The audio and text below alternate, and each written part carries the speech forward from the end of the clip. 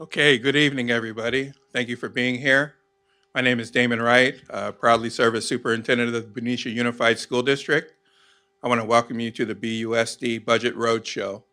We want to start this evening with introductions. We do have two of our governing board members in attendance, so I would like to introduce our president, Sherry Zeta, and also our trustee, Amy Hirsch. Would also like to introduce you to our panel members. We have Tim Rahill, who's our CBO. We have Dr. Leslie Beatson, Assistant Superintendent of Educational Services, Dr. Cushwinder Gill, Assistant Superintendent of Human Resources, and Matt Phillips from School Services of California. So we are live streaming this event tonight. For those watching remotely, we appreciate you watching. The Budget Roadshow is a collaborative effort between BUSD and also School Services of California. And we're doing this to simplify the complexity of school finance and provide insight regarding how school districts are funded. We want to talk about some of the funding trends within the state of California. We want to talk about the funding streams available to our district, the impacts to BUSD funding and our budget, and answer any questions that you may have. So if you have questions throughout the presentation, we ask that you hold on to those questions. We have some note cards and some pens that we'll pass out. Please write down those questions. We'll collect those question cards. And when we get to the Q&A section, we'll read those questions aloud so everyone can hear them, and we will answer them. We will also take a Q&A. We will type all the questions out, and we will record those on our website so you can review them at a later time as well. So at this time, I would like to introduce you to Mr. Matt Phillips from School Services of California. Good evening, everyone. Hopefully the audio is working okay. I think it is. I hear a little ting in the background. Thank you, Superintendent Wright, for the lovely introduction. I'm honored to be here in the community of Benicia tonight to share some budget information. And the way that we've structured the presentation tonight is a little bit of back and forth. Luckily for you, I won't be talking the entire time. What we're going to do with the way that we've structured this is start with kind of a statewide perspective, and then really get down to the local level, the contextual level for what does some of this information mean for your community here in Benicia. So sometimes when we talk about things at the statewide perspective, we're talking in billions of dollars. It's really hard to grapple with a number that big. None of us have likely ever seen a number that big in our personal life, and if we have, we probably wouldn't be sitting here right now. So I think it's really important to contextualize what these 9, 10, 11-digit numbers mean for us here at the local level. There's going to be some comparative data as well. How does Benicia compare with some of its neighbors with respect to revenues, dollars coming in, with respect to spending patterns? We're also going to spend a little bit of time talking about the significant one-time resources that have been made available for school districts here in the state of California, what it means when those dollars begin to run out as we're currently experiencing right now. All right, so let's go ahead and get going. And I have an accountant brain, I have an accounting degree, and I like to start at the 30,000 foot level and then drill down. And I've been blessed to be in school finance for almost 20 years. I started when I was 8, if anyone is curious. It's been quite a ride, even over the last 5 years or so in school finance. I won't ask anyone to raise their hands or virtual raising of hands. But if anyone was not here during the Great Recession, meaning you weren't in school finance during the Great Recession, and you came into school finance or school districts post the Great Recession, so 2011, 12, and later, you really haven't seen anything resembling the R word, which is a recession. Right? We had a couple lulls, certainly over the last couple of years with COVID. We think back to the May of 2020, which I dubbed May 7th of 2020 Black Thursday at the time, because the governor came out at that time and announced a pretty significant reduction for schools, which never came to fruition, which is a good thing for everyone, especially the kids in the state of California. But when you zoom out a little bit and you look at just the last couple of years, this slide here I have up for everyone to look at is comparing January of 2022, which we have some headlines here, with some of the same publications for January of 2023. And we couldn't have a more drastic change, a more disparate messaging between those 2 years. So back in January of 2022, again, we had gone through the worst of the economic tolls of COVID, not the health tolls of COVID at this point, but certainly the economic tolls. That was kind of behind us at that point as a state. And when you look at some of these reputable headlines out there, Cal Matters, right? How will California schools spend gusher of money? CFT and CTA, highest education funding ever. LA Times, education funding's at a record high, right? All of these headlines were true. Okay? Funding in the state of California was at a record high in the 21-22 year. And even if you go backwards, back to the 11-12 year, and I'll show a little history of what funding looks like in the state of California over about a 15-year period. From 11-12 all the way up through 21-22, every year was a record high. Right? Funding kept getting better, kept growing year over year, which is what it's supposed to do. Right? All of our costs are going up. Certainly when we think about employees' costs in the state of California, their personal costs are going up. So that's the trajectory we want to have when we think about a funding system. We want it to increase year over year so that we can provide compensation increases, so that we can pay for the increased cost of the bills of running a school district. Right? The utility bills are not going down year over year, so we would want the funding to increase commensurately. Right? So all these headlines, objectively true. You fast forward 1 year to January of 2023. I couldn't find all of the same headlines, but I tried to get some duplication here so you can see what the similar publications were throwing out there. Cal Matters, reversal of fortune. Right? Governor Newsom outlines plan to deal with budget deficit. LA Times, California's budget gets back to reality. And the EdSource article, while you may not see it there in the headline, it was testimonial after testimonial about what their particular school districts or what their agencies are going to do to cope with some of the budget reductions that they were currently facing. All right, and this is not just in education. Certainly education feels the pain of any reductions that happen at the statewide level, and we'll talk about why in just a moment when we talk about how schools are funded, how education is funded here in the state of California. But the swing happens that fast. Okay, and as we'll discuss, the reason why is because the tax structure, how the state of California collects its revenues is very volatile. We are a very progressive state when it comes to its revenue collections, where the majority of our revenues in the state come from taxes, right? And the majority of those coming from personal income taxes. So speaking of that, let's start to dive into a little bit about how the state receives its money and really highlighting this swing that I had just mentioned from the previous two slides. So in the state of California, we call them the big three taxes, which generate the majority of funding that the state of California collects year over year. So these are going to be billions of dollars that you see on the slide here. So when we look at the 21-22 year, more than $223 billion was collected by the state of California in three buckets: personal income tax, sales tax, and corporate taxes. So when you hear big three taxes, those are the three components of the big three taxes.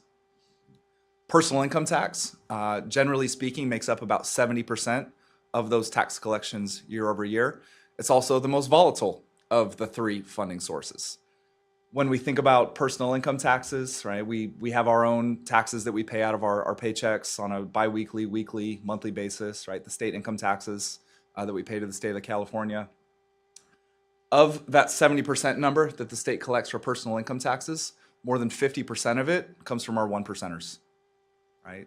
One percenters, when we think about those folks, you know, they're not paying their lion's share of state income taxes because of their day job working 9 to 5. They're paying the majority of those personal income taxes because of what they earn off the stock market through capital gains. So when we're looking at the stock market, and if you have your own retirement 401k, if you do any sort of dabbling on there, if you just see the ticker at the bottom, we always root for the stock market to go up here in the state of California, right? Whether the Dow Jones or the S&P 500, whichever index it is that we're watching, because as the stock market goes, so too do revenues in the state of California go, and conversely, education funding in the state of California. And we'll talk about why in just a moment. When we contrast the 2 years, 21-22 versus 22-23, really precipitous drop-off in the numbers there, and it's not all true to the naked eye there. The reason why we see such a big drop-off, as you recall, is the state actually delayed the income tax filing deadline for the 22-23 year from April of 23 to October of 23. Okay, so that 22-23 actual numbers there, specifically for personal income tax and corporate taxes, does not include the tax collections that normally would have happened in April of 2023. But you can see it's a pretty big delta there from 21-22 to 22-23. Just looking at those two line items, it's about 64, almost $65 billion. Generally, April accounts for about $45 billion, 45 to 50. So even if we had, assumed that April deadline had not been extended, 22-23 tax receipts still came in. Let's just round it off and call it $10 billion short of what we saw in 21-22. Okay. So while there's not a recession, the governor won't use the word recession. Certainly things are slowing down from the all-time highs that we saw in the 21-22 year, and we're still seeing signals of that even into the 23-24 year with a couple of months of tax collections that we've seen thus far. So I'm zooming down now to the next level. So previous slide talking about what the state collects overall, right? $200+ billion annually in taxes.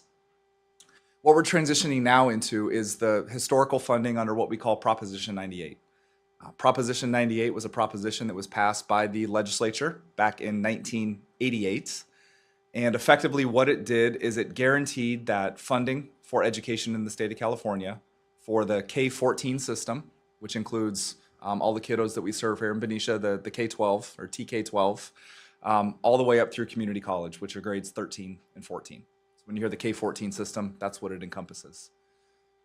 Proposition 98 effectively said that for every $1 of tax revenues that the state of California collects, no less than 38 cents of every dollar will go out the door to fund programs for the K-14 system in the state of California. Okay, so it established a floor, right? No less than 38 cents. Depending on who you ask, some may argue it's turned into a ceiling for education funding in the state of California. You'll get no less, but if we think about what that means at the bargaining table then for the governor and all the department heads throughout the state, well, Department of Finance comes in, Department of Education comes into these meetings, and everyone looks at Department of Education and goes, you're already getting your 38 cents on the dollar. The rest of the departments are scrapping over the remaining 62 cents of every dollar. So in effect, it has kind of handicapped the upper limits for funding for education in the state of California. Irrespective of that, what I'd mentioned earlier is that, all the way through 21-22, each year for funding for education has been a historical high, right? You go all the way back to the 11-12 year, which in 11-12, I remember it probably a little too vividly at this point. It was in the middle of that year. Funding per student was at about $6,000 per student, right? You contrast that to where we are now, more than $12,000 per student. And during the middle of the 11-12 year, there was actually a threat not a threat, it was a promise, but it was certainly a cut that was going to be on the back of students in the state of California, where if Proposition 30 didn't pass, that education was going to take a mid-year trigger cut of $441 per student. Okay, so almost 10% cut in mid-year, right? How do you plan for that? Very, very difficult. Proposition 30 passed in the 2011-12 year, and that cut was averted, thankfully. And then ever since then, coming out of the recession, if I had another bar to show state revenues, right, the state revenues, blue bar, the yellow bar would be about 40 cents or 40% of the blue bar that would be next to it. So state revenues have increased, as has the funding for education here in the state of California. What we're starting to see now, if you go from 21-22 forward, is we're starting to see these revenues plateau. And that's because the revenues at the state level are starting to plateau and even decrease a little bit. Again, if we're getting 38 cents of every dollar and the revenues go up at the statewide level, we get to enjoy the ride. When the revenues come down at the statewide level, we're going to be coming down commensurately with the decrease in revenues that we see at the statewide level. Going back again to those headlines from 22-23 with education funding at an all-time high, absolutely true. What I want to focus your attention to is really the two bars on the right-hand side underneath the 22-23 header. What this is contrasting is the orange bar, or burnt orange or giant orange. If you're a Dodger fan, I apologize. What that orange bar is signifying is that when the governor enacted the budget for 22-23 back in June of 2022, he had made a promise in that enacted budget that education funding was going to be over $110 billion for that year. Governor came back in January of 23, so the middle of that fiscal year, and said, can't quite get there. And in fact, we're going to have to downgrade the amount of money that we're providing to education in the 22-23 year because the revenues just aren't materializing. Okay, so to the tune of about $3 billion, the state of California said, we can't commit to the $110 billion level because, again, the revenues were not at the statewide level, were not increasing at the rate that they thought that they were going to. And so districts around the state of California actually felt a clawback of some money in the 22-23 year that had been promised to them. We'll talk about that in just a moment on how that materialized.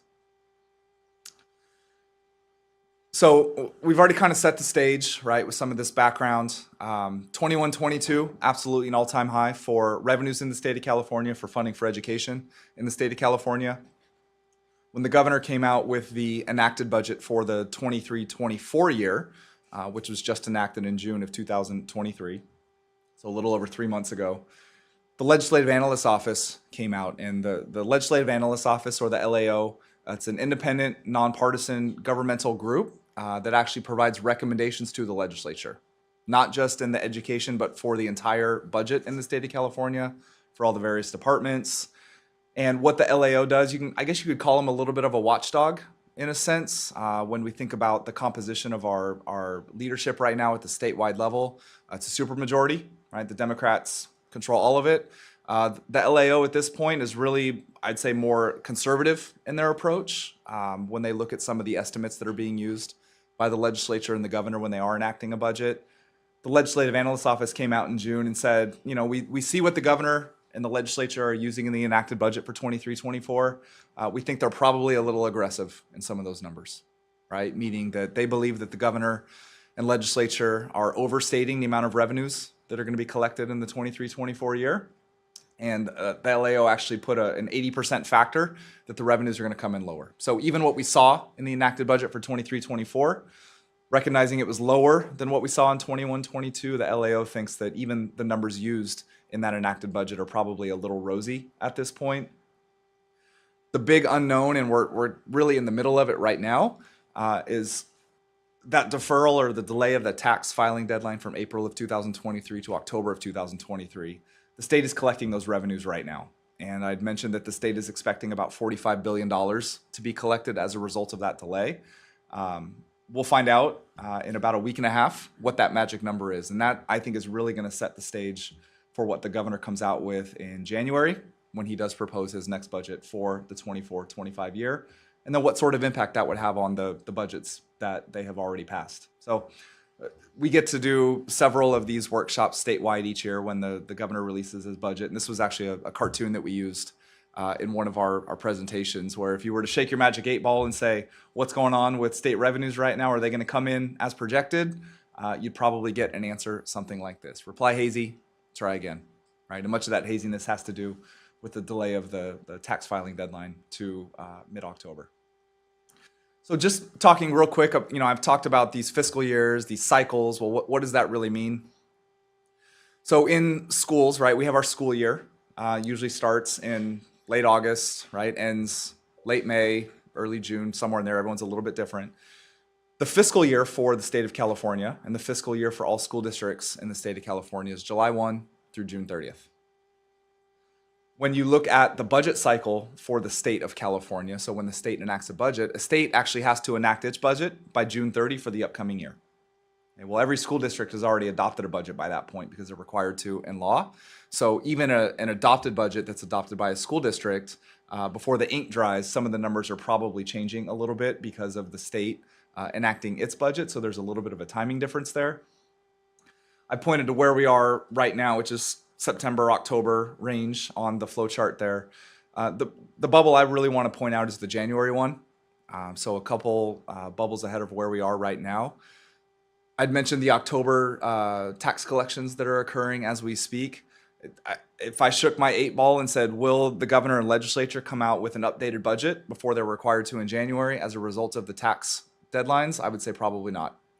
We're not going to turn this into a political conversation, but there's a lot of moving pieces going on right now politically, and I don't see why anyone at the state level would want to come out unless it's really good news, unless tax filings exceed what they project. I don't think anyone's going to come out and talk about any bad news at this point. So I don't think we're going to hear anything from the state until January about what the impacts of these tax filings and tax collections are for either the current year or subsequent years. But no, we are in this waiting period. We do have the LAO on record saying, we don't think the state is quite going to get there with its assumptions. Okay, so that's kind of the statewide perspective at this point. I want to start to drill down a little bit and talk about what this means for Benicia. And I'm going to call on my colleague here, Tim, to share some local data with you. But the first thing I want to talk about is really this distinction between enrollment and ADA, or attendance. Right? I'd say most of us probably don't associate ADA with average daily attendance when we hear that acronym. But the distinction that I want to make when we talk about enrollment versus ADA, as a homeowner and a taxpayer, and I have a couple children that are in the K-12 system, if I was not in my role working with schools, I would think that, well, because my student is enrolled in a school district and I pay my property taxes, that the school district is getting all the money that it otherwise should. And that's absolutely not true. That's not how the state of California provides most of the monies to school districts throughout the state of California. It's really based on students showing up each and every day. So the term we use for that is average daily attendance. And why that's important, and what we're going to talk about here in just a moment, is when the state does get increased revenues, there's a term that the state uses called COLA, right? Cost of living adjustment. And when the state talks about COLA, and they say, we're providing a COLA for the current year, right? It's most of us would think, oh, we're getting more money, we're getting a COLA, right? If you get a COLA in your personal life, that means your salary is going up, right? I think that's how most of us would probably associate that. When we think about a COLA at the statewide level, because the state funds school districts based on students showing up every day, each and every day, the state actually says each year they establish a rate where they say, we're going to provide X number of dollars for each day that students show up to school. Okay? And when we go year over year, we have changes in year. So from the 22-23 year to the 23-24 year, the state says, we have enough money to fund an 8.22% COLA. Okay, well, I think it's important that we understand, well, what does that mean? When the state says that we're going to apply an 8.22% COLA, that means the state is going to provide an increase in the funding per student by 8.22%. Okay, so every student that was with us last year, they stay with us this year. If they're attending school every day, they're going to generate 8.22% more in revenues. One of the things that the state of California is dealing with, and it's not as significant here in the Benicia community. I think you guys are actually relatively level, plateauing. But as a state, the state is declining in the number of students that are in the K-12 system. Not only are they declining in the number of students, and it's gone from about 6.1 million down to about 5.6 million over the last few years, which is a pretty significant drop-off, about a 10% decrease over that period. Not only is the number of students decreasing in the system, but the rate at which students show up to school is also decreasing. And that's the number that's more alarming for me, the rate at which students show up to school, because even if the total number of students enrolled stayed the same, but the rate at which they showed up decreased, that would still be a decrease in funding, because the state only funds school districts when students show up to school. Okay? And if anyone is curious, how much is that? It's about $75 to $80 per day. Right? Every day that a student is absent from school. Right? It's about $75 to $80 of lost revenue. So obviously the most important thing is the students are learning when they're here in school, but there is a funding component attached to that as well. I had mentioned before that the state was actually pulling back some money to kind of offset the lower revenues, and they pulled back about $3 billion. They're using some of that to actually help fund this increased cost of the COLA, but that's a little too far in the weeds, I think, for this conversation.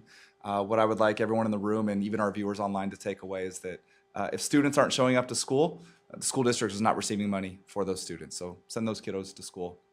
All right. So I want to transition and have Tim talk a little bit about what this means for Benicia, or what does it mean to apply an 8.22% COLA for the revenues in 23-24, and what does that really translate to as far as increased revenues in the 23-24 year? Tim?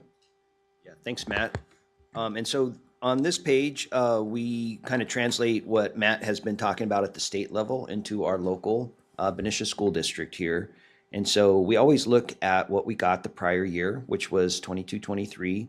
We're now in our 23-24 school year. Some of this is a little bit repetitive from what Matt just said, but it just for those that are new to finding out about school finance, that again, we're not funded on enrollment. It's not just by enrolling our kids in schools that we get our majority of our funds, but it's when they actually attend school. And teachers take attendance every day, and we report that to the state. And so that funded base is called our ADA, our average daily attendance. So it gets school finances, there's complications to it, and so you just dive into the weeds a little bit. We can get funded on the greater of 3 different ADA calculations. So it's not just one, the current average attendance, but we can look to the prior year. So there's kind of a hold harmless built in to our school funding. And so if last year we had more ADA, then we get 1 year hold harmless and we get funded on that. During COVID, school districts really went through a big transition of at-home instruction, virtual, and attendance really kind of took a hit. And so recently, the state added a third way for schools to get funded, and that's when you average your prior 3 years of attendance. And so it's just a way to minimize any lost ADA funds to a district and kind of spread it out over time. So here in Benicia, we definitely benefit from that prior 3-year average funding. And that's what we calculate all 3 every single year. But for now and into the future, we're going to take advantage of getting funded based on that prior 3-year average. What we look at is we acknowledge that we are continuing to slightly decline in enrollment. Another new program throughout the whole state of California is, I think, the whole state's declining in enrollment generally, and I think in an effort to maybe minimize that loss of students in the education system, is the state added a new grade level, transitional kindergarten. We're all familiar with kindergarten for basically 5-year-olds, and so we're phasing in a new grade level at that very early age for all of our 4-year-olds to come and enroll in transitional kindergarten. We're phasing that in a couple years. All 4-year-olds will be able to come into TK. And so what that's doing is, as we enroll those 4-year-olds, it's kind of masking what our decline in enrollment from kindergarten to 12th grade is. So I have a slide in just a moment that shows you how we've been declining in enrollment. We're scheduled to be down by just about 8 students, so that's pretty flat this year. And I also have a slide that shows how we look at when we're declining enrollment compared to what our ADA funded is. So our ADA that we're funded, that's actually declined by 132. So even though we're down only 8 kids, what we get funded on is a decrease of 132 ADA. That equates in a loss of funding of about $1,571,000. So it's a big loss. And that's about an average. If we have one student that attends school for 100% of the year, that's just under $12,000 per ADA. So about $11,891. Matt mentioned this most recent school budget. The state approved a budget that applied this 8.22% cost of living allowance, the COLA, on what we've been referring to as LCFF. And I think it was spelled out earlier on an earlier slide. It's the local control funding formula, the LCFF, and that's what all school districts in California, that's the biggest pot of funds that come to school districts. And so we look at that, we apply it to our rate, we subtract out the loss of that $1.6 million from the decline in our ADA, and we look at what our actual change in our LCFF funds are at about $2,455,000. And as we look at that dollar change compared to what we got last year, that's about a 5.14% increase. And on this next slide is our overall declining student enrollment here in Benicia. And so this tracks our enrollment back from 11-12, which was just under 5,000 students. And you can see how it was kind of up and down a little bit over the first few years, and then pretty significant drop off starting there in 15, 16 and forward. And as I just mentioned, most recently, as we've added the transitional kindergarten grade level, the TK for 4-year-olds, you can kind of see that we're stabilizing as we add those kids compared to the other grade levels. So overall, declining enrollment with a little stability right now as we add the TK program. This very next slide, I think it kind of brings it to light a little bit when you're looking at how our enrollment is decreasing a little bit over the years. We have our enrollment for our Benicia Unified School District programs, and then we do have a few Solano County programs, about 18 students. So if we compare those two, a slight decrease of 8 students compared between the two schools.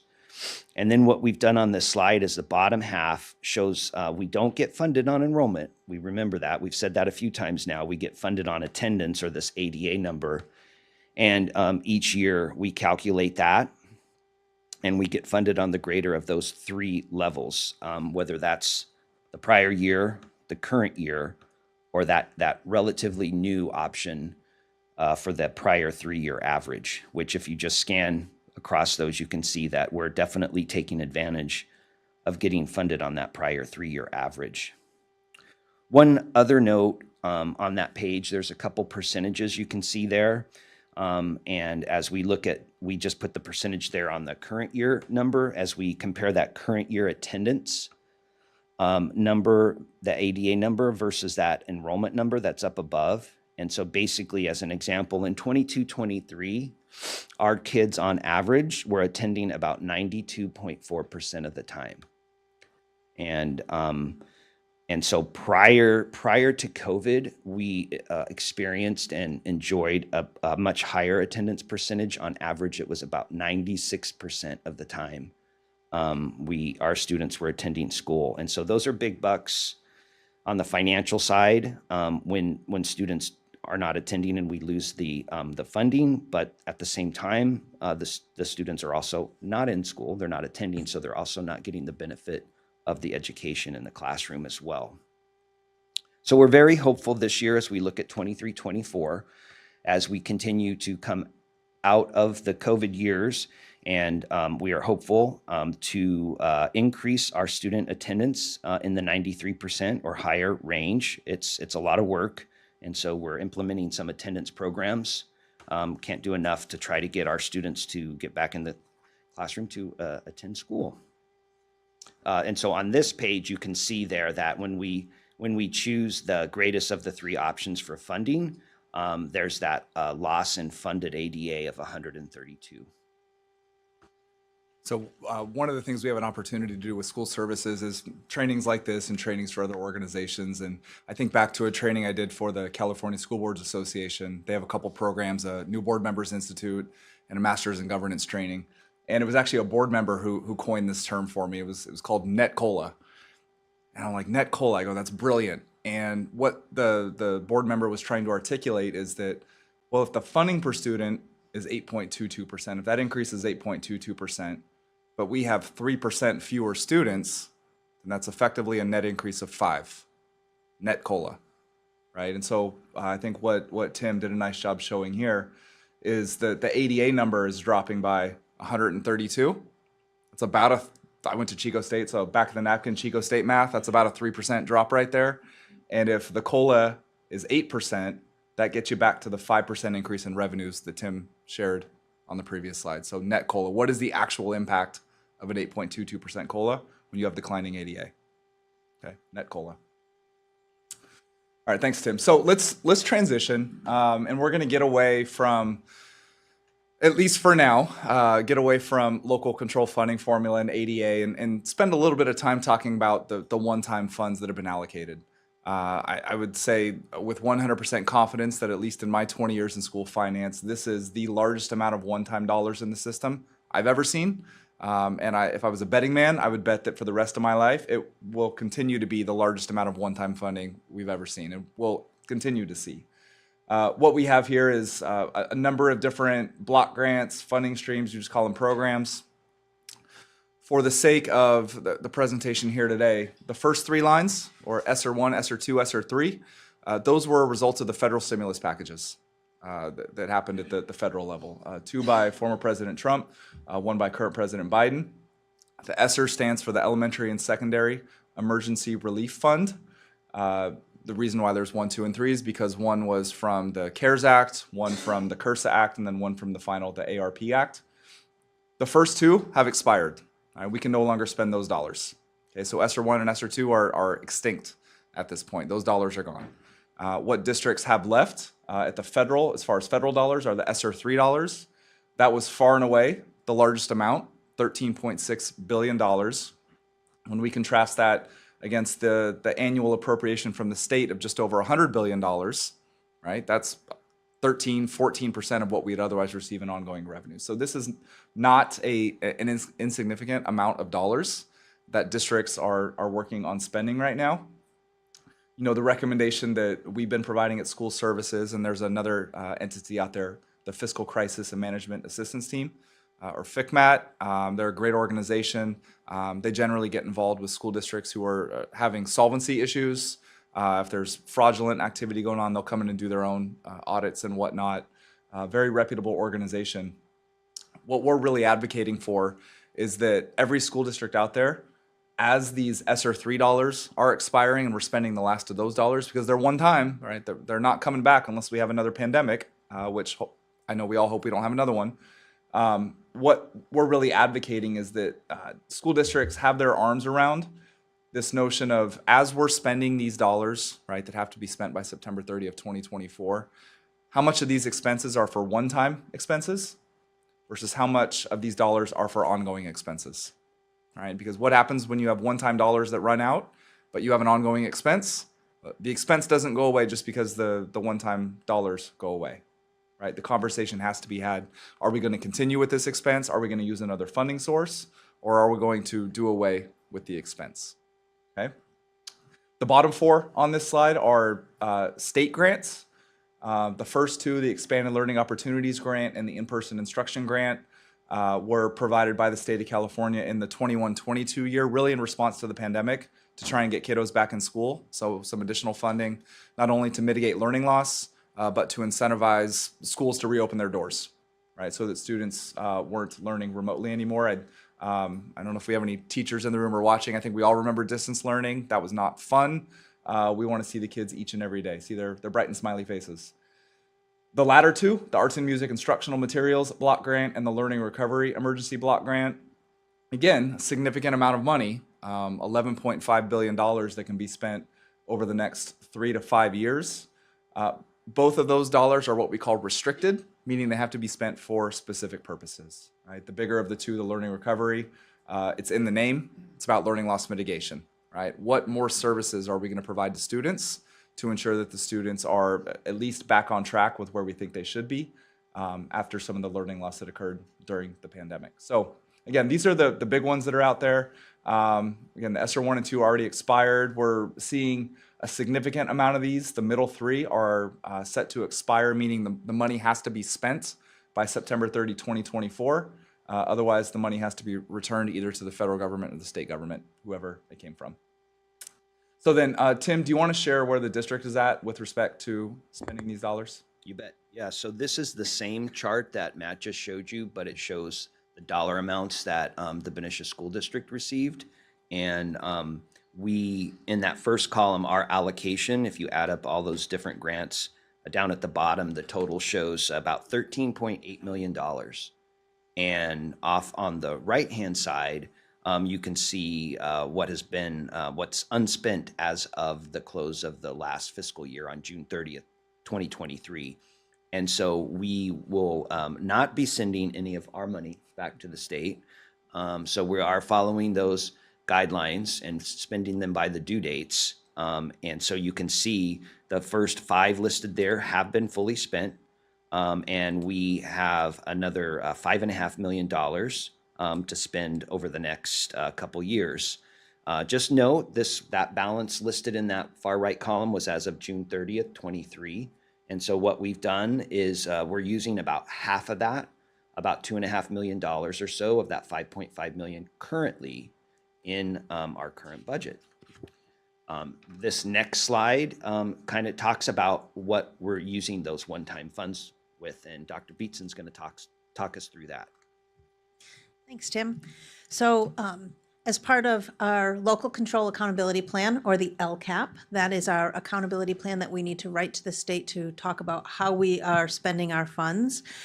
It allowed us to identify additional actions and services and programs that we needed to do to help meet our students upon returning from COVID. And they were really meant to help us accelerate student learning and to support the mental health and well-being of students as they came back from learning at home. So that was the purpose of most of those one-time grants. And we're fortunate that those one-time grants were able to fund about 25 positions, and those were ongoing, and many programs and professional development opportunities and materials as well. So we used it for some positions, some programs, some professional development, and materials. One of the things that we did here in Benicia was we strategically spread out the use of those one-time funds year after year after year to extend the programs. And so instead of spending all of that ESSER 1 money right off the bat, we looked long-term and we tried to lay those grant monies side by side so that we could continue programming for multiple years. And currently we're in the 4th year of being able to fund the programs that you're seeing there on the screen. Next year, if we determine that we want to continue all of those programs to be effective in helping students accelerate learning and maintain healthy mental well-being, we'll be able to do that for next year as well. But after that, as you saw on the previous slide, most of those funds will be gone and be spent. And so we'll have some hard decisions to make. There are many programs and that we fund with those one-time dollars, and I just want to highlight just a few of them, even though you can see all of them there on the screen. One of the things that we were able to do when we came back from COVID is make sure that every school site had a wellness center that was staffed, and that was a place where students could go during the school day for a short period of time to take a break, to process anything that was upsetting to them, to spend some quiet time, to take some long breaths, and then return to class. And so that was an opportunity to get kids to stay in school, but sometimes they needed some breaks and be able to go right back to class. We also were able to add 4 additional elementary teachers so that we did not need to have combination classes over the last few years, which we've had to do previously. That also helped to lower class size at the 4th and 5th grade level. We were able to create positions for intervention assistants that work with elementary students at each elementary site to support them in reading those who needed support. We have a teacher on special assignment, which means she's not in the classroom right now, but she's working outside of the classroom directly with our multi-language learner students, providing direct instruction for our students who are newer to learning English. We've also been able at the high school level, starting in 8th grade through high school, to provide a mentoring program called Willie B. Atkins. And it is really a college preparatory program open to any students, but primarily focusing on our students who are African American and helping them be ready for college and career after high school. We have currently between 30 and 50 students that attend every week. It's a 3-hour session every week to help them do that work. And then we've also been able to provide some robust professional learning for our staff. So all of our elementary schools have been learning about restorative practices. And so how do we repair harm when that occurs? Our middle school has been really enjoying some learning around the nature and needs of adolescents as we work with the Association of Middle Level Educators. So really being able to respond to student needs through professional development. So this year, we'll continue to work with our LCAP team, which is made up of parents, students, and staff, to review data, determine which of these programs are really effective, or if we need to collapse some of them so that we can continue a few longer than after next year. So that's the work of this year, because all of these programs that are listed here and the ones I mentioned are provided with one-time dollars. And so once those dollars run out, if we don't have another funding source for them, we will not be able to keep them.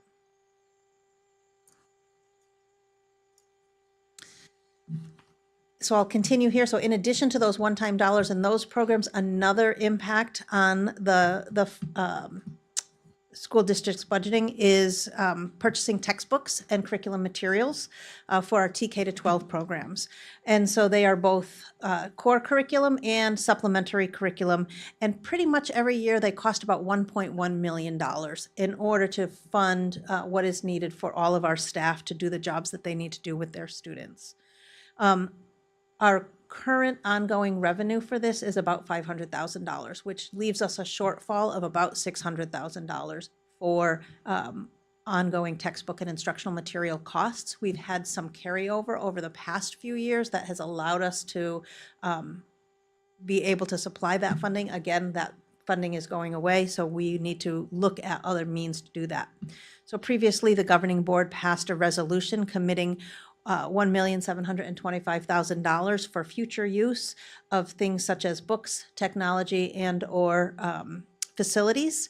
So one consideration for addressing the shortfall for textbooks and instructional materials is to identify the use of that committed board resolution for textbooks into the future, which would allow us to at least cover that shortfall over the next 3 years. As I said, the textbooks and instructional material costs, they cover new adoptions, and so that is when we need to completely replace a curriculum because there's been updates with the state in terms of standards and frameworks, materials are out of date. It also covers the cost for annual access for online curriculum, so most of our curriculum comes with online components, and we have to pay those license fees yearly. Sometimes we have a curriculum longer than what you adopt it for. So typically you'll adopt a curriculum for 5 or 6 or 7 years. And sometimes a new curriculum is not ready. And so we're in year 8 or 9 and we have to continue to pay outside of that adoption process. And then we also provide some supplementary materials for teachers to use with students. So this year alone, we provided staff and students with over $1 million in textbooks and instructional materials. About $310,000 went to elementary, $470,000 to secondary, and $255,000 materials that are used in textbooks district-wide. And then just to highlight a few of those things to give you an understanding of the cost. So currently we are piloting in our kinder through 3rd grade classrooms a new English curriculum, a new ELA curriculum. And when we go to adopt, it's going to cost about $450,000 just for those few grade levels for a new curriculum. We just adopted for our 3rd through 5th grade teachers a new history social science curriculum. That was about $120,000. For our Spanish curriculum at the secondary level, it's about $275,000. We use a online program for independent study and summer school credit recovery, and that's about $60,000. And then about $30,000 annually for the online portion of our math textbook and the supplementary curriculum that goes with that. And so, as you can see, textbooks and instructional material cost is expensive and will continue to have ongoing costs for those as we need to update due to new standards and frameworks that come out from the state. And so that's just another impact that has to be considered when we're looking at our school district funding and budgeting. All right, thanks, Dr. Beatson. So we're going to get into the 3rd phase of this presentation, which is really looking at some comparative data. Question we get a lot at school services is, well, we know what we're doing really well. We just saw a list of a lot of the initiatives and actions that are going on here in Benicia. But how do we compare to districts statewide? How do we compare with some of our geographic neighbors, with some of our spending patterns, with some of our revenue patterns, with our reserves, for example? The state of California collects a lot of this information, a lot of this financial information. We're not going to get into how they do it. Just know that they do it. They can do an apples and apples comparison. And we're able to tap into some of that information as well to provide some of the following data that I'll show for you here. The reason why we spent quite a bit of time earlier talking about the local control funding formula with the COLA, cost of living adjustment, ADA, average daily attendance, is because the COLA and the ADA drive that local control funding formula wedge of the pie. Okay, for Benicia, a little more than 83% of its what we call general operating revenues, general fund revenues, are derived from COLA and students showing up each and every day. So it's really, really important that we really reinforce the importance of students showing up each and every day, and that we understand what the impact of COLA is. Some of the other items we talked about, those one-time block grants, the ESSER, the learning recovery. You'll see those sprinkled into the federal and state revenues. And then other local revenues would be donations, PTAs, facility use, things of that nature. Pretty small potatoes in the grand scheme of things. So when we look at that LCFF wedge of the pie, local control funding formula, what we're illustrating here with some of the comparative data, and this is the most recently available state certified data from the California Department of Education. How much is Benicia receiving on a per ADA basis? And unfortunately, 21-22 is the most recent year, but I would say that the rankings, I'll say anecdotally, the rankings probably won't change a whole lot when we see the 22-23 because it's on a per student basis. We grabbed a comparative list, so 30 miles from Benicia as the bird flies.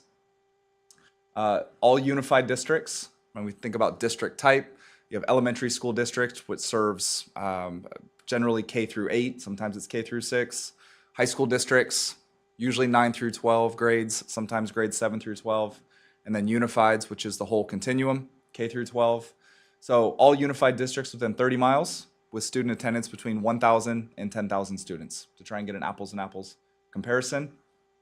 When you look at the funding that the state allocates on a per student basis for that biggest wedge of the pie for Benicia, Benicia's kind of in the middle of the road, kind of average with respect to funding from the state of California. And a lot of that has to do with the demographics of the students. When the local control funding formula was passed, it's really an equity model. It's not an equality model. And there's a significant amount of the funding that comes out through the local control funding formula based on students who are identified in one of 3 categories. Students who are eligible for free or reduced price meals, English language learners, or foster youth students. Statewide average is about 63%. I don't know if Tim knows the number off the top of his head for what Benicia is, but I know it's much less than 63%, which would explain why the district is lower on that list than what you might see for like a Vallejo or a Dixon or a Vacaville, as an example. I think that's an important data point when we think about spending and priorities, that as these one-time resources run out, Benicia is not going to be able to spend as much per student as a Vallejo, as a Napa, as a Dixon, because the funding received from the state is not equal. Right? It's not equal. It's equitable in the state's eyes, but it's certainly not equal, and that always has to be a part of the conversation. So then where does the money go? Dr. Beatson spent a really nice amount of time there laying out some of the priorities, talking about the textbooks. When we look at where the dollars are being spent here in Benicia, and this is for the budget year, for the 23-24 year, about 88% or 88 cents of every dollar goes out the door for people. Right?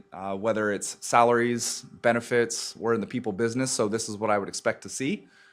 Most school districts are somewhere between 84 to 88%, and what percentage of dollars are spent on people. So certainly you're within the range on a little bit of the higher end. What that means if you're on the higher end of people, means there's less money to do the other things when we talk about textbooks, things of that nature. So we talked about where the district ranked in revenues, the amount that the district spent on salaries. So again, this is the state certified data, a little more than $8,600 per student on salaries and benefits, which puts them 5th on the list.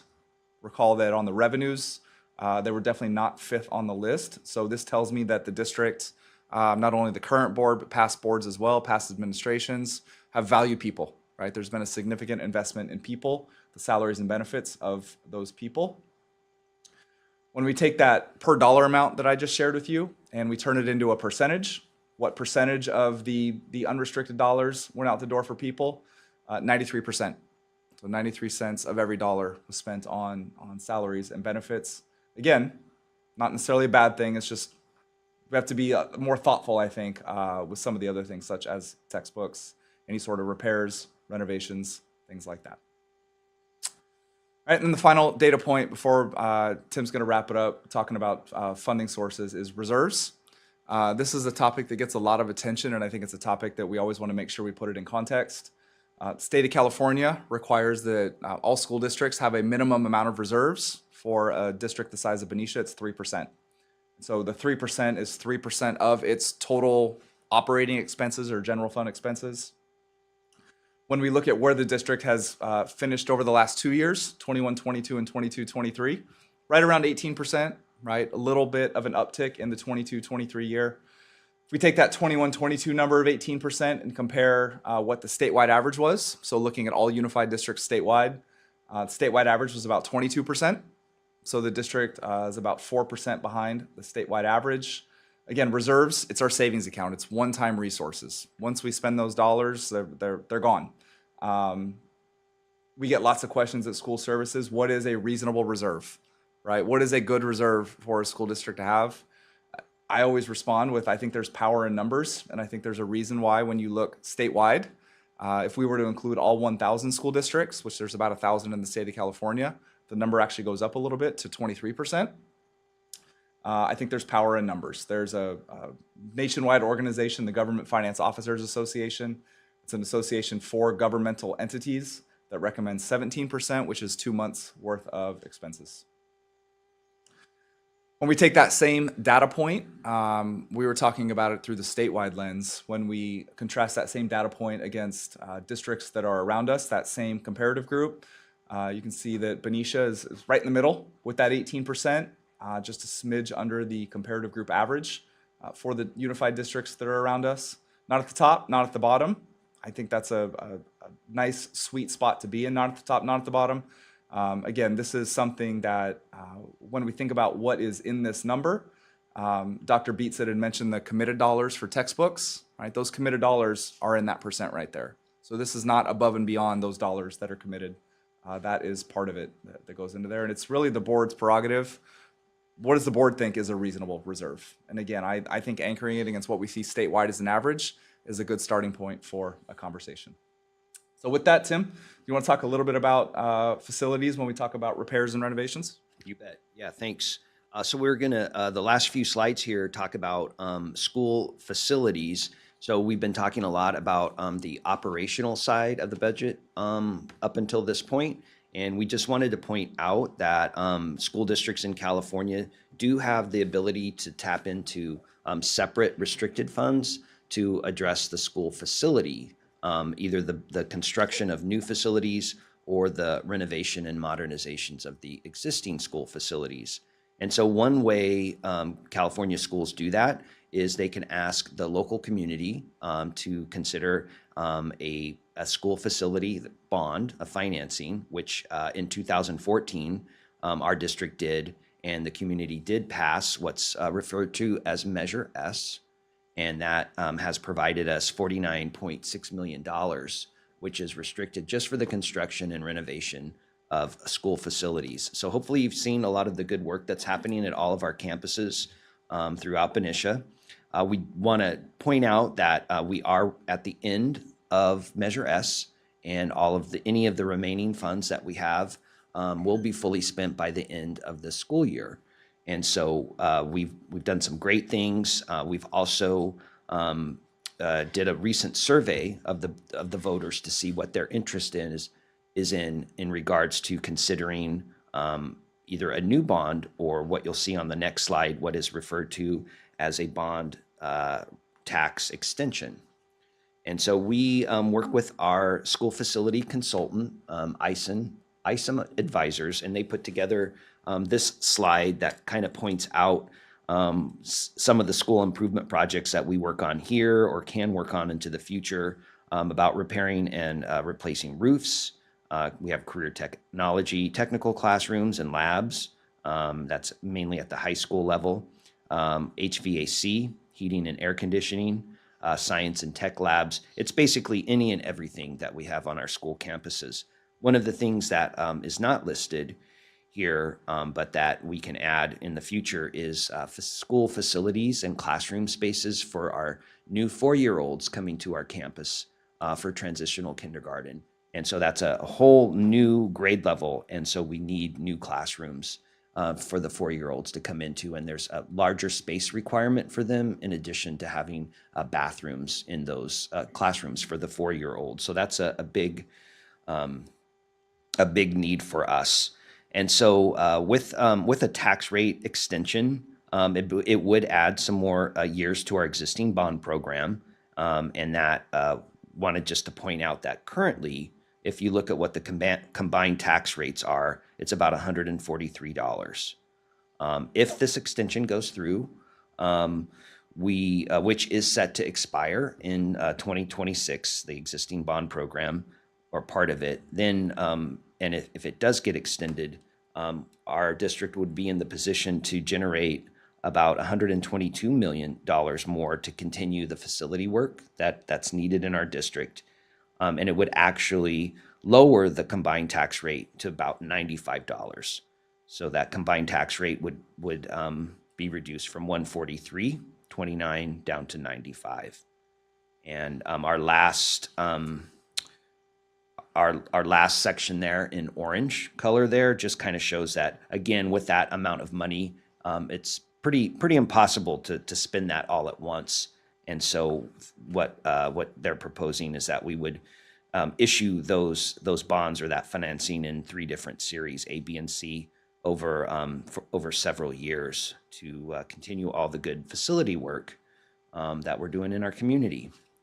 The last slide that we have here kind of shows with or without a school facility bond, a district has to take care of its facilities, and we call that deferred maintenance. So for big projects, when you need new HVAC or plumbing or electrical or asphalt or roofing or flooring, there's a very long list that we are required to take care of our facilities, regardless if we have separate construction funds or not.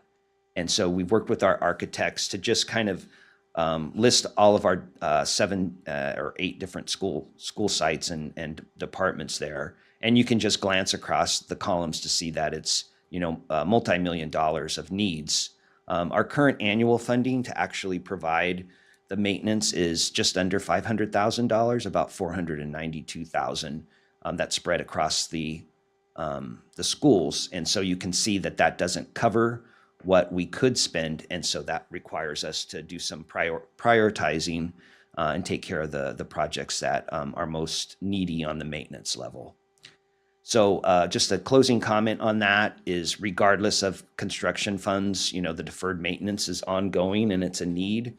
And definitely in school districts that are able to pass a local bond, that does relieve some of the pressure on maintenance. So to the extent you can construct or renovate HVAC systems through the construction bonds, it alleviates the pressure to use deferred maintenance funds on that. And your deferred maintenance funds could be used for other maintenance projects.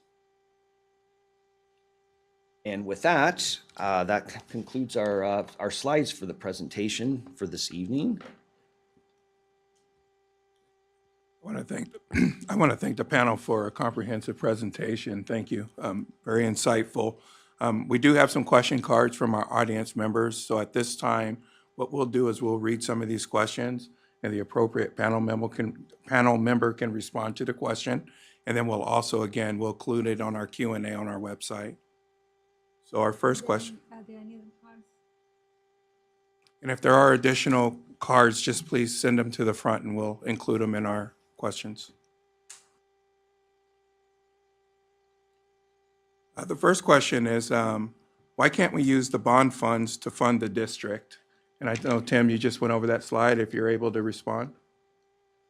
Yeah, it's very specific. Legally, a district, school district in California can only issue the general obligation bonds for school facilities.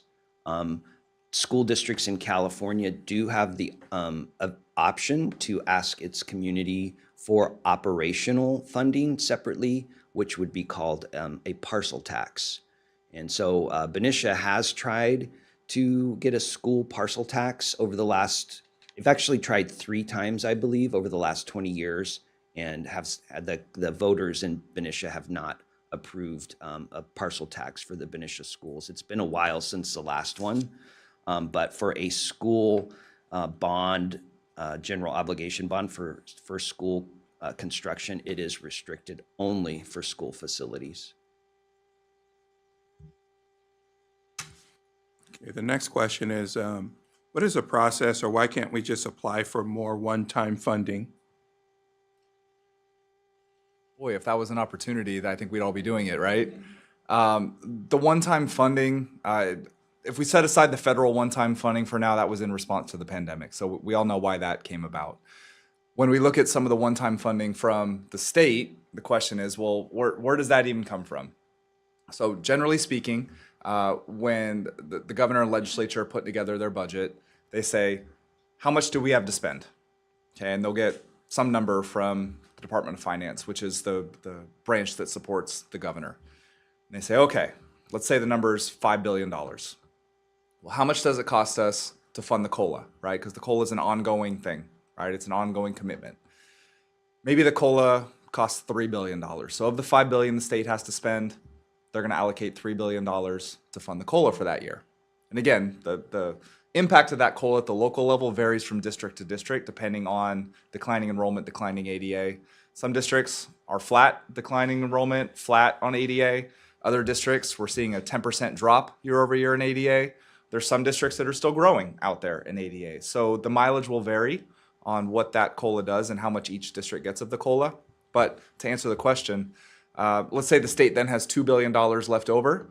The state then gets to decide how those dollars go out. Are they going to create an ongoing commitment, an ongoing block grant? Are they going to create a one-time block grant?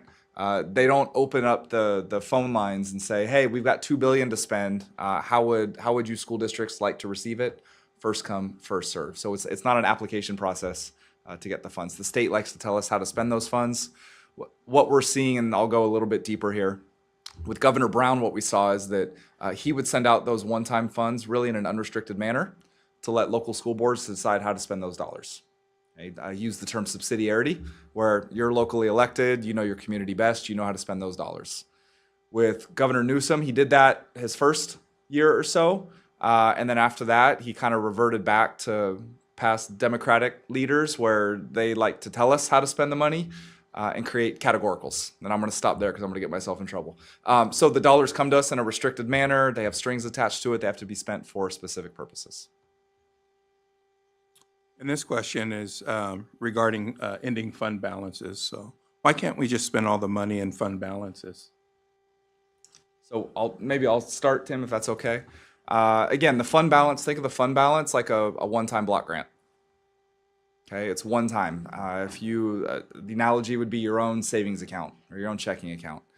You have your salary, you get your paycheck each and every month. You pay your bills, right? Car payment, house, mortgage, rent, fund money, whatever you like to do, whatever's left over as a balance in your checking account, balance in your savings account. That's the analogy for a school district reserve, school district fund balance. It's money that's left over after what was received from the federal and state government, after what was spent for people, for textbooks, for utilities. It's what's left over. Once you spend it one time, it's gone. It's not this recurring thing that pops up each and every year. Okay. How do excused absences factor into the ADA/funding calculation? What about excused and unexcused tardies? So we're into attendance accounting now. This is very exciting. I like this stuff. So the state of California, even though we do have a pretty extensive process for following up on students who are missing school, who are tardy, the state of California has two buckets. You're either here or you're not. Okay, and whether you're here for 1 minute of one day or here for the whole day, obviously we would advocate for students being present for the entire day. The dollar amount I used earlier, if a student misses an entire school of day, that's about $75 of lost revenues. Whether the student shows up on time, 1 minute after the bell rings, or at lunch, we still get the $75 for the whole day that the student is physically present. There was a time back in the late 90s where the state actually provided funding for excused absences versus unexcused absences. The state is not in the business of paying for absences. So whether excused or unexcused, there's no funding attached to that. There is a bill out there from Senator Portantino that actually wants to get away from funding based on students showing up each and every day and getting to funding based on enrollment, right? There's the devil's in the details on that one. While most folks look at that and go, oh my gosh, we would get another 8 or 9% in funding. What the bill actually says is that whatever the increase is between what you would get on funding for ADA and what you would get on funding for enrollment, 30% of that increase has to be used to combat chronic absenteeism. So it's not like the dollars would even be fully available like we have now. This question is regarding the declining enrollment, and I think we're experiencing it statewide and also locally here in Benicia. So why is the student population decreasing so dramatically? Yeah, it's a really good question, and we try to track when the kids disenroll in our school districts. We try to code that and track it if they move out of state. Pops up occasionally. We are seeing we in Benicia at the lower grade levels, like elementary, about 300 kids per grade level. So we have 300 kindergartners, 300 first graders. Now that number, it goes up and down. There's some that are a little bit more than 300, some that are under 200. And then in the middle and high school, those grade levels, 6 through 12, used to be in like the 330 or thereabouts. And what we're seeing is that in the 6 through 12 grade levels is that those grade levels are coming down, and we're only we're having less kids in our secondary programs. And so over time, that just catches up to us, and we have larger grade levels, larger classes graduate out of the system, and following back up are these smaller grade levels moving through the system. And I can speak to it from a statewide perspective. I know there was a task force that was started by the state superintendent called Where'd They Go? Where they're trying to figure out where all the students went. There was a significant, so just to put it in context, pre-pandemic, there was about 6.1 million students in the system, in the K-12 system. And the state was projecting that it would decline by about 20,000 students per year, right? What happened over those 2 years is not a 20,000 student decline, a 200,000 student decline year over year, right? So very, very significant acceleration. The question then becomes, where'd they go? Anecdotally, parents homeschooling, even within that metric, it accounts for students in school districts versus charter schools. It does not include students who are in private schools. So students could be in private school, they could be homeschooled, they could be moving out of state. I have yet to see any aggregate data statewide that talks about, okay, what was the result of that task force? I don't know that we ever will, unless there's a separate think tank out there that really wants to do the analysis and come up with it. If you were to look at a heat map of the state of California, most of the coastal communities, it's a decline. You've got some of the Central Valley communities where you're seeing increases, and I think you could probably attribute most of that to home prices. It's very, very difficult to buy a home if you're a young family, right? A family starting out with students who are going to be in the K-12 system in a lot of those coastal communities. So just anecdotally, that would be my response to it. This is a textbook related question, Dr. Beatson. Is there a plan or discussion around moving to digital materials and textbooks? It seems inefficient to pay for printed materials considering the cost of printed materials compared to digital materials. Sure. So currently, our elementaries all have textbooks for their learning because they're small, and trying to teach to read and so forth is much better with a hardback book or a novel. At our secondary level, we buy a set of textbooks that stays in the classroom and then online for students to use at home. And so we don't buy one set for every student, but one set for a class. So that 30 would stay in the class.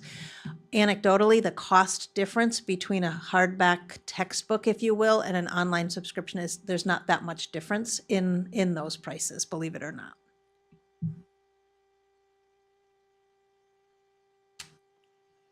Okay, the next question. If California schools are funded or receive a chunk of funding for students showing up, how does that account for, or how do we reconcile that with underprivileged communities who may not have the resources to make it to school every day? Seems like the system's built or designed to keep the rich schools or districts rich, while the underprivileged keep losing funding. That's a really good question, and I spoke to this a little bit when I talked about the local control funding formula. It's an equity-based model.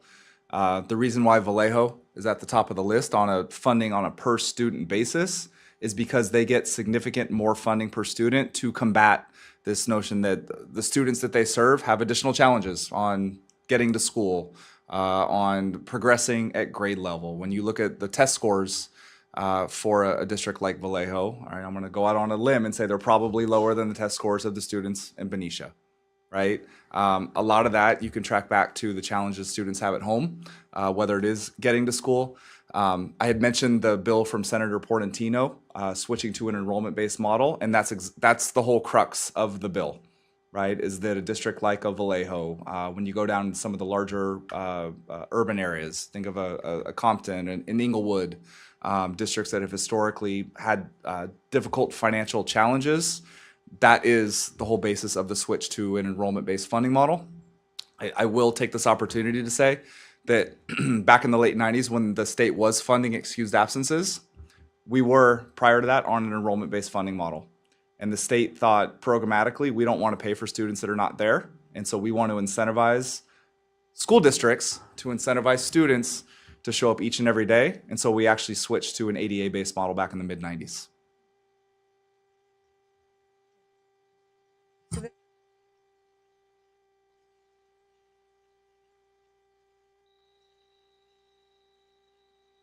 Is there a maximum you're supposed to have in reserve to not enact a trigger? So there's no maximum in law. Again, the state sets a minimum out there depending on the size of the district. So a Los Angeles Unified, which has 400,000 kids, they only have to have a 1% reserve. San Diego Unified with 120,000 kids has to have a 2% reserve. Most districts, I think the range is, gosh, I think it's like 5,000 to 30,000 ADA or 50,000 ADA, something like that, have to have a 3% reserve. So that's most of the districts in the state of California. When you get to some of the tiny districts, so there's 58 counties in the state of California. If you vacation up in Sonoma County, they actually have, I think, 42 school districts, and I believe only 3 of them have more than 5,000 kids. Most of them have less than 1,000 kids in them. A lot of those districts with less than 1,000 kids have either a 4 or 5% reserve requirement as a minimum. There is no maximum per se, where the state's going to come back and say you can't have more than a certain percent. There was a bill that was passed recently that did impose a 10% cap at certain points in the year for districts that have more than 2,500 kids and are not community funded districts. So that is out there. But again, there's nothing that says if you go over a certain amount, the state's not going to give you money. Second question on this card. What was the restrictive and unrestricted reserve combined? Why did you leave out the restrictive reserve? So I don't know what the combined number was. I'll be honest. I have no problem saying I don't know. I didn't look at that. But the reason I didn't look at the restricted side is because the restricted ending balance is an accumulation of those dollars that have to be spent for a specific purpose. Okay, so whether it's unspent, we didn't talk about all the different funding streams that school districts receive, but when you look at those federal and state dollars, some of those block grants that we talked about, any unspent federal and state dollars generally will end up as restricted ending balance, not because a local school board determines that they're restricted, but because we receive them from the federal government and the state of California. If there's specific strings attached, meaning those dollars have to be spent for a specific purpose, we have to consider them to be restricted. There's no way for us to not consider them restricted. So even when the state of California has its own requirement for a 3% reserve, the state of California does not consider what's on the restricted side as meeting that 3% minimum, because those restricted dollars cannot be spent for any educational purpose. They have to be spent for the purpose on which they were provided to the district. Right, thank you. Were there any additional question cards? Okay. That was our final question, and that concludes our presentation tonight. I want to thank the panel for doing an outstanding job. I want to thank you for coming here this evening, asking outstanding questions, and those watching at home, thank you very much.